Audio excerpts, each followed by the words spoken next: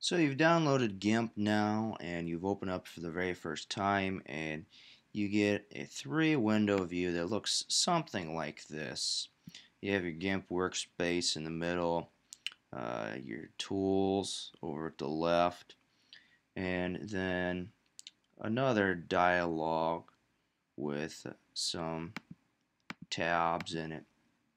The first thing you're going to want to do is customize your user interface. It's going to save you a lot of headache in the long run, and it'll make your work more efficient. So I would suggest first going up to Windows and clicking on single window mode. This is going to eliminate your multiple windows, so you're not going to have to be dragging things around and resizing them all the time. That can be a headache. So click single window mode, and now you have something you can maximize. And now I'd like to draw your attention to some of the dockable dialogues. The most used, most powerful docklog dialog is probably the layers dialog, and this is a standard location for it over here at the right.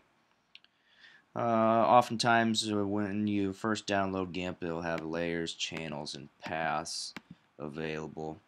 I don't very often use channels here, and for purposes of this course I'll just show you a good setup to get you started. Then as you get used to your own way of doing things, you can customize it to whatever works best for you. But if you want to take a dockable dialog out or remove it, you can click on it, pull it out here into the middle, and then it'll give you an X to close it. I'll leave the paths on here and the layers, and now I'd like to add some that didn't come on here by default. So if you click on this triangle here, you can configure the tab, and these are all the available dialogues here. Then there's the layers and the paths. We already have that one. Undo history is a good one to have there. And also I like to have a navigation. That's pretty handy to pan around on your image if you're zoomed in. Even though you have other ways of zooming in and out, that gives you a bird's eye view. And that's pretty good for up there. That's what I like to use in the top right. Also though, I like to have one over here at the left, and you notice there's no triangle there yet. So let's add it in here.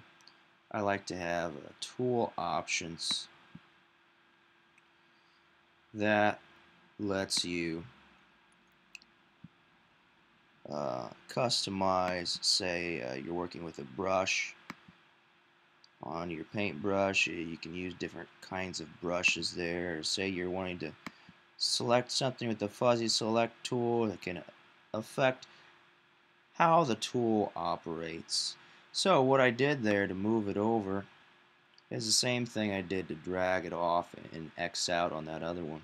You click on the tab and you can drag it over here.